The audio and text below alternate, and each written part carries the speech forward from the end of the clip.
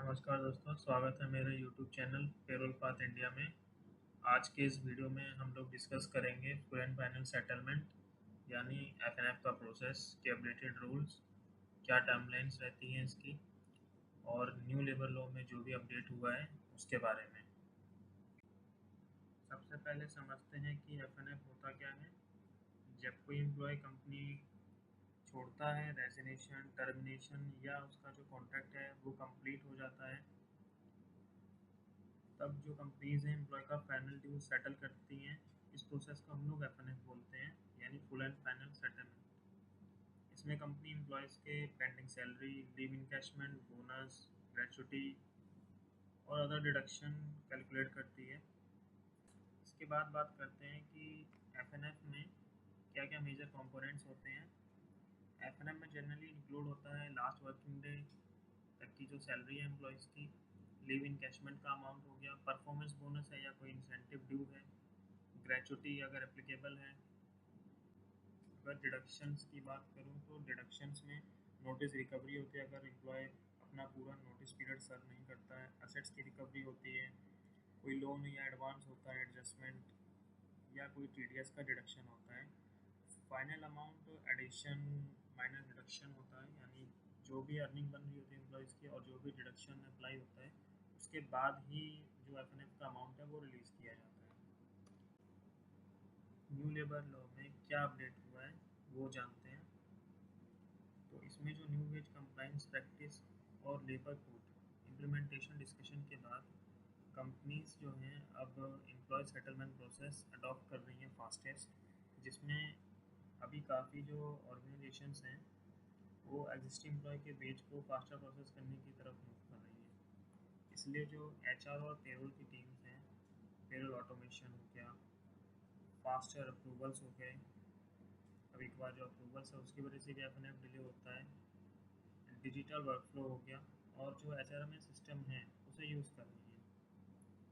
काफ़ी कंपनियों ने ये इम्प्लीमेंट कर दिया है और कुछ अंडर प्रोसेस है। तो जो काफ़ी कंपनीज ने अभी 2 वर्किंग डेज में वेज सेटलमेंट जो एफएनएफ का जो प्रोसेस है वो 2 वर्किंग डेज का कर दिया है, और बाकी कंपनीज की प्लानिंग चल रही है कि स्पेशली जो सैलरी ड्यूज है उसे प्रोसेस करने के लिए। अगली स्लाइड की बात करते हैं। ऑनर एम्प्लॉयज़ का जो एफएनएफ है उसकी क्या टाइमलाइन है। टिपिकली जो वर्कफ्लो है इसमें ये रेजिग्नेशन सबमिट होता है, एम्प्लॉय रेजिग्नेशन देता है, नोटिस पीरियड कंप्लीट करता है, क्लियरेंस आते हैं, अप्रूवल्स आते हैं, एम्प्लॉय की वर्क डेज मैच होते हैं, पेरोल वेरिफिकेशन होता है, पेड डेज कंफर्म होते हैं। इसके बाद एफएनएफ की प्रोसेसिंग होती है और पेमेंट रिलीज हो जाती है। अब जो है अपडेटेड पेरोल प्रैक्टिस में जो सैलरी ड्यूज प्रोसेसिंग को कंपनीज फास्टर करने की तरफ मूव कर रही हैं। क्लोजर टाइम जो है वो 7 से 30 दिन है इसका। बहुत सी कंपनियां 45 दिन तक में जो है वो एफएनएफ प्रोसेस करती हैं ऑनरोल एम्प्लॉयज़ का। डिपेंड करता है कंपनी टू कंपनी। इसमें क्या क्या चीज़ें रहती हैं, ये ग्रेचुटी हो गया, सेट क्लियरेंस होता है, कभी कभार फाइनल अप्रूवल्स डिले होते हैं, तो ये चीज़ें हैं। इसके बाद बात करते हैं ऑफ रोल या कॉन्ट्रैक्ट एम्प्लॉयज़ का जो एफएनएफ है। अब देखते हैं जो ऑफ रोल या कॉन्ट्रेक्चुअल एम्प्लॉयज़ हैं उनका एफएनएफ प्रोसेस यहाँ पे थोड़ा डिफरेंट होता है, क्योंकि इसमें वेंडर इन्वॉल्व होता है। कॉन्ट्रैक्टर जो है उसमें पेरोल डिपेंडेंसी होती है पेरोल की, कि कॉन्ट्रैक्टर की तरफ से कभी अटेंडेंस डिले होता है, काफ़ी चीज़ें रहती हैं। इसके बाद टाइम शीट में अप्रूवल्स चाहिए होते हैं कॉन्ट्रैक्ट एम्प्लॉयज़ के लिए। लेकिन अब एचआरएमएस ट्रैकिंग रहेगी, डिजिटल पेरोल सिस्टम हो जाएगा और वेंडर मॉनिटरिंग रहेगी, तो ये सारी चीज़ें आसान हो जाएंगी। टाइम शीट की जो अप्रूवल्स हैं वो टाइमली हो जाया करेंगे, और ऑफ रोल वालों का जो सेटलमेंट है, अप्रूवल्स है, कंपनी और वेंडर वर्कफ्लो पर डिपेंड करता है। पर कोशिश यही है अब कंपनियों की कि इसको स्ट्रीमलाइन किया जाए। अब ये बात करते हैं कि जो ऑन रोल और ऑफ रोल वाले जो एम्प्लॉयज़ हैं इसमें डिफरेंस होता क्या है आखिर में। जो ऑन रोल एम्प्लॉयज़ हैं वो डायरेक्ट कंपनी के पेरोल पे होते हैं।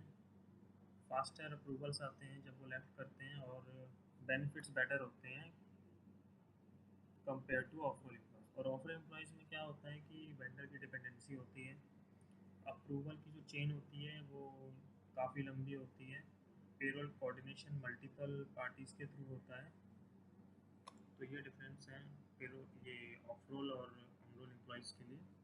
इसके बाद एक कैलकुलेशन के थ्रू हम लोग समझते हैं कि किस तरह से एफ की जो रिकवरी है, जो एफ का प्रोसेस है, वो कैसे होता है। सपोज़ कीजिए एम्प्लॉयज़ की जो सैलरी है, एक एम्प्लॉय का मैंने एग्जांपल लिया है इसमें, एम्प्लॉय की जो सैलरी है वो 30,000 रुपये है। इसके बाद उसके वर्किंग डेज हैं 15, तो उसका जो पेबल बनेगा वो 15,000 रुपये बनेगा। इसके बाद एम्प्लॉय का लीव इनकैशमेंट का जो अमाउंट है वो 10,000 रुपये है।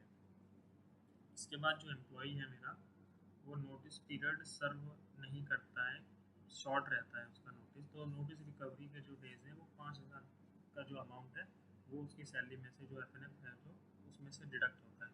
तो मेरा जो इसमें फाइनल पेबल अमाउंट बनेगा वो 20,000 रुपये बनेगा। इसके बाद बात करते हैं कि वर्क फ्लो कैसा रहता है इस एफ में। एम्प्लॉय के एग्जिट होता है जब, तो उसमें मैनेजर का अप्रूवल चाहिए होता है, जो रिपोर्टिंग मैनेजर होता है एम्प्लॉय का। इसके बाद एचआर का क्लियरेंस चाहिए होता है। इसके बाद आईटी और एडमिन का क्लियरेंस चाहिए होता है अगर कोई एसेट है एम्प्लॉय के पास। इसके बाद उसके पेड डेज वेरीफाई होते हैं।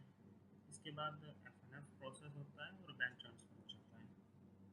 अब किसी भी स्टेज पर अगर ये डिले होता है तो कंप्लीट जो एफ का प्रोसेस है उस पर इम्पैक्ट करता है। दोस्तों बात करते हैं अब एचआर कंप्लाइंस की चेकलिस्ट की। एचआर टीम के लिए एक प्रॉपर चेकलिस्ट मेंटेन करना बहुत ही इंपॉर्टेंट होता है। चेकलिस्ट में जैसे एसेट वेरिफिकेशन हो गया, लीव बैलेंस का कंफर्मेशन हो गया, पीएफ और ग्रेचुटी की एलिजिबिलिटी हो गई, फाइनल पे स्लिप शेयरिंग हो गया, वेंडर कंफर्मेशन हो, ये सब प्रॉपर्ली डॉक्यूमेंटेड होना चाहिए जिससे अपना स्मूथली प्रोसेस हो सके। इसके बाद बात करते हैं कॉमन पेरोल मिस्टेक्स, यानी एफ के प्रोसेस के टाइम क्या क्या मिस्टेक्स होती हैं उन्हें अवॉइड करना चाहिए। जैसे डिले इन अप्रूवल्स हैं मैनेजर्स का, या जो एम्प्लॉय के रिपोर्टिंग मैनेजर्स हैं उनकी तरफ से डिले अप्रूवल आता है जिससे एफ डिले होता है। इसके बाद रॉन्ग डिडक्शंस होते हैं, यानी रॉन्ग डिडक्शन आपने किसी एम्प्लॉय का कर दिया है, गलत एम्प्लॉय आई डी मैप हो जाती है, काफ़ी रीजंस होते हैं। इसके बाद मैनुअल प्रोसेसिंग एरर्स, कोई भी डेटा आप मैनुअल प्रोसेस कर रहे हैं, मैनुअल डाल रहे हैं सिस्टम में, तो उससे एरर के चांसेस हाई होते हैं। तो कोशिश कीजिए, कंपनी है वो कोशिश करें कि जो अपना डेटा है उसे ऑटोमेट करें जिससे एरर्स कम हों। इसके बाद वेंडर कम्युनिकेशन गैप है, इनकम्प्लीट क्लियरेंस है, ये सारे रीजंस हैं जिसकी वजह से जो एफ है वो डिले हो सकता है, और ये एम्प्लॉय का डिस्प्यूट्स है और कंप्लाइंस का इशू भी क्रिएट कर सकता है। इसके बाद बात करते हैं जो मैं बेस्ट प्रैक्टिस आपको बताना चाहूँगा, तो वो ये है कि जो मैं रिकमेंड कर रहा हूँ आपकी तरफ से कि एच ऑटोमेशन, यानी जो कंपनीज़ हैं वो मैनुअल प्रोसेस को छोड़ के, मैनुअल पेरोल सिस्टम को छोड़ के ऑटोमेशन पर जाइए जिससे एरर फिक्स होंगे और जो भी टाइमली सैलरीज हैं या एफ हैं वो टाइमली प्रोसेस होंगे। इसके बाद एक स्टैंडर्ड एसओपी वर्कफ्लो, कोई भी प्रोसेस है उसका एक एसओपी बनाइए जिससे कोई भी, अगर आपकी कंपनी में छोड़ के जाता है एम्प्लॉय, अगर आपके पास एक एसओपी है तो जो भी न्यू ज्वाइनिंग हायर होगा तो उस एक एसओपी रहेगी तो वो जल्दी चीज़ें सीखेगा और जो भी है आपका टाइमली प्रोसेस होगा, चाहे एफ हो या सैलरी हो। इसके बाद फास्ट एयर अप्रूवल का एक मैट्रिक्स तैयार कीजिए, एम्प्लॉय कम्युनिकेशन कीजिए, प्रॉपर पेरोल का जो है वो डॉक्यूमेंटेशन कीजिए। ऑटोमेशन जो है वो फ्यूचर पेरोल ऑपरेशंस का एक मेजर पार्ट बन रहा है आज के टाइम पे। करते हैं अब स्टैंडिंग सिनेरियो की। अगर कोई बंदा छोड़ के चला जाता है, कोई कॉल पिक नहीं करता है, किसी कुछ भी चीज़ कम्युनिकेट नहीं करता है, तो उसका क्या होता है कि नोटिस रिकवरी अप्लाई हो सकती है, असेट क्लियरेंस पेंडिंग हो सकता है, या पेरोल होल्ड किया जा सकता है। एसेट क्लियरेंस में यानी एम्प्लॉय को अगर कंपनी में सिस्टम दे रखा है, हेडफोन्स दे रखे हैं, या कंपनी का कोई भी एसेट है वो दे रखा है, तो उस वजह से भी जो एफ है वो होल्ड हो जाता है। फाइनल जो एफ का सेटलमेंट है वो अप्रूवल्स और एडजस्टमेंट के बाद ही रिलीज़ होता है। इसके बाद बात करते हैं की टेकअवेज की। तो ओवरऑल की टेकअवेज क्या है? Faster settlement employee experience improve करता है, पेरोल ऑटोमेशन डिले रिड्यूस करता है, और जो कंप्लाइंस है वो प्रॉपर होना बहुत इंपॉर्टेंट है। ऑन रोल हो या ऑफ रोल एम्प्लॉय, प्रोसेस अलग हो सकते हैं। HR वर्कफ्लो स्ट्रक्चर होना चाहिए इसके। तो दोस्तों, अगर आपको ये वीडियो यूज़फुल लगी हो तो वीडियो को लाइक करें, शेयर करें और सब्सक्राइब करें मेरे चैनल पेरोल पाथ इंडिया को। और अगर आपको कुछ भी पूछना है FNF से रिलेटेड तो आप मेरे को कमेंट कर सकते हैं, मैं कोशिश करूँगा जल्द से जल्द रिप्लाई करने के लिए। थैंक यू, मिलते हैं अगले वीडियो में।